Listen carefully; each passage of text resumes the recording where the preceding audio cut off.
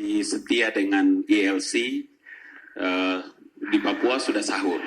Ya, tapi gara-gara ada nggak balik, ditunggu. Ditunggu, ya syukur alhamdulillah.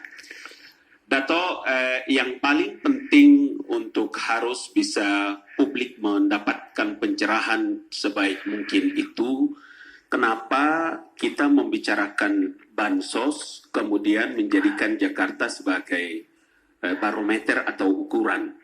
Karena Jakarta sebagai epicentrum pertama kali kita bicara tentang COVID-19.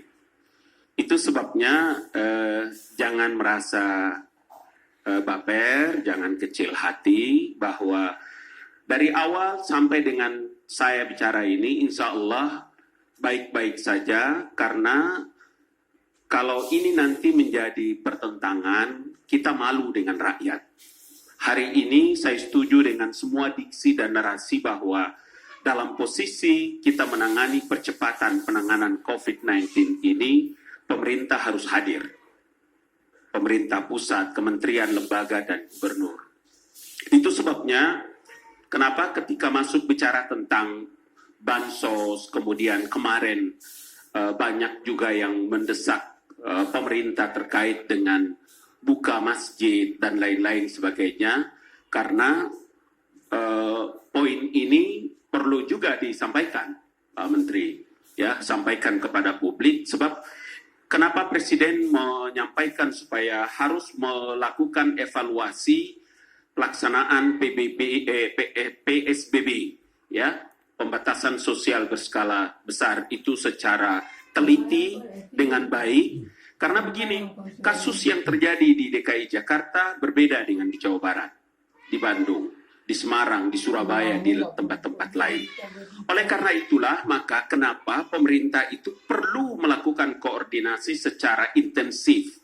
Beliau, Pak Menteri, dan semua dengan gubernur, bupati, wali kota, karena regulasi menyebutkan seperti itu. Regulasi menyebutkan Undang-Undang 23 tahun 2014 tentang pemerintahan daerah menjelaskan bahwa pemerintah pusat itu dia punya perwakilan namanya gubernur.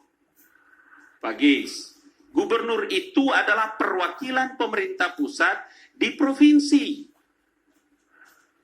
Lebih jelas lagi regulasinya menyebutkan gubernur itu adalah perpanjangan tangan dari presiden.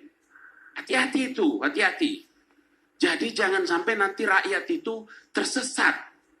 Di Ramadan ini, ya, berapa banyak orang yang berpuasa, tapi dia tidak mendapatkan apa-apa kecuali lapar dan dahaga. Bagaimana bisa menjadikan gubernur itu menjadi oposisi bagi pemerintah pusat atau pejabat, sementara kita punya pikiran yang sama dalam memberikan pelayanan kepada masyarakat. Itu sebabnya kita lihat pada beberapa 8 poin pintu masuk bansos. Disiapkan bansos seperti ini dari pusat, disiapkan bansos dari Departemen Sosial, semua kementerian, lembaga kemudian menyiapkan bantuan untuk bisa memberikan pelayanan. Saya setuju dengan Anda tadi bahwa rakyat butuh makan, dia lapar. Karena itu pemerintah harus hadir, berbusa-busa orang bicara tentang itu. Nah, turunannya itu peraturan pemerintah itu menjelaskan. Makanya saya juga bersyukur, alhamdulillah hari ini DPR telah memberikan persetujuan peraturan pemerintah pengganti undang-undang itu menjadi undang-undang. Nah, dalam posisi seperti inilah maka kita bersyukur, ya, tadi penjelasan Pak Menteri, Bang Taufik juga, bahwa semua yang menjadi pikiran besar yang kita bicarakan hari ini adalah membutuhkan kehadiran masyarakat itu bisa mendapatkan uluran tangan yang menjadi kewajiban pemerintah. Tidak ada pilihan lain. Nah, karena itulah maka di atas ini tidak boleh ada pemikiran-pemikiran yang menyesatkan rakyat.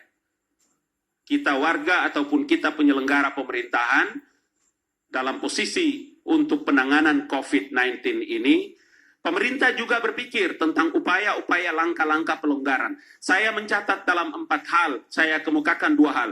Presiden Jokowi menyampaikan untuk bisa berhati-hati mengenai pelanggaran PSBB. Kenapa? Karena ini pilihan paling demokrat, pilihan paling moderat. Di di antara 4 pilihan dalam Undang-Undang Karantina Kesehatan itu.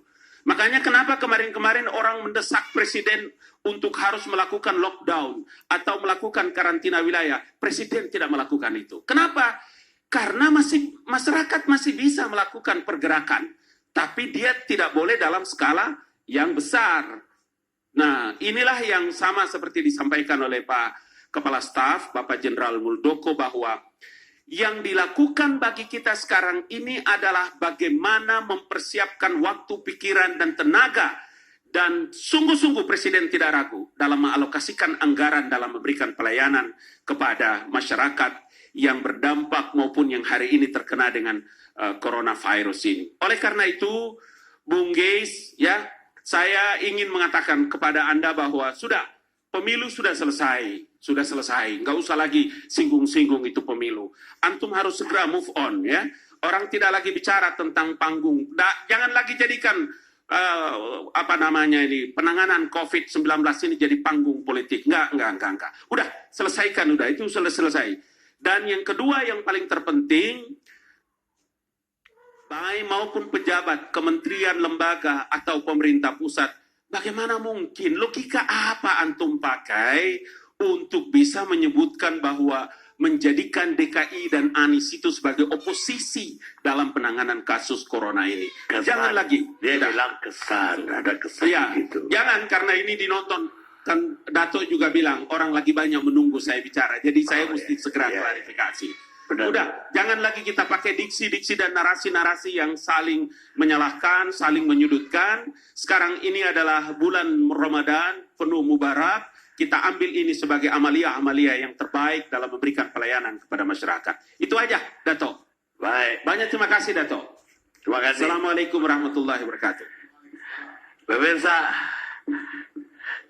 dengan judul tadi itu, sengkarut antara pemerintah pusat dan daerah.